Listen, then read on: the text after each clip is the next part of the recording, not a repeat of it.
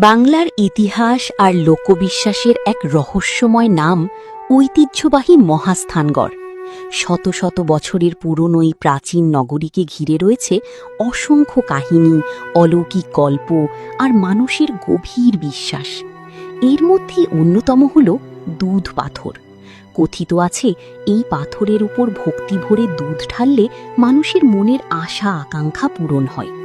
দূর দূরান্ত থেকে অসংখ্য মানুষ এখানে আসেন শুধু একটুখানি শান্তি, বিশ্বাস আর মনের চাওয়া পূরণের আশায়। লোকমুখে শোনা যায় বহু বছর আগে এক সাধক এই স্থানে সাধনা করতেন।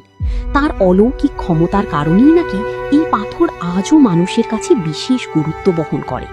কেউ সন্তান লাভের আশায়, কেউ রোগ মুক্তির জন্য, আবার কেউ জীবনের সফলতা কামনা করে এখানে দুধ নিবেদন করেন। অনেকে বিশ্বাস করেন সত্যিকারের মন থেকে প্রার্থনা করলে দুধ পাথর মানুষের আশা পূরণ করে দেয়।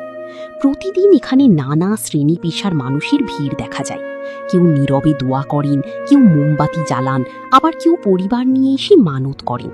ধর্মীয় বিশ্বাসের পাশাপাশি এটি এখন ঐতিহ্য আর সংস্কৃতিরও একটি অংশ হয়ে উঠেছে। বিশেষ করে বৈশাখ মাসে এখানে মানুষের উপস্থিতি আরও বেড়ে যায়। তখন পুরো এলাকা যেন এক আধ্যাত্মিক পরিবেশে ভরে ওঠে।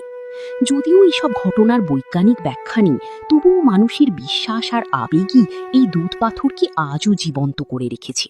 ইতিহাস, রহস্য আর আধ্যাত্মিকতার এক অনন্য মিলনস্থল হয়ে দাঁড়িয়েছে মহাস্থানের এই দুধ পাথর। এখানে এলে মনে হয় মানুষের বিশ্বাসই পৃথিবীর সবচেয়ে বড়।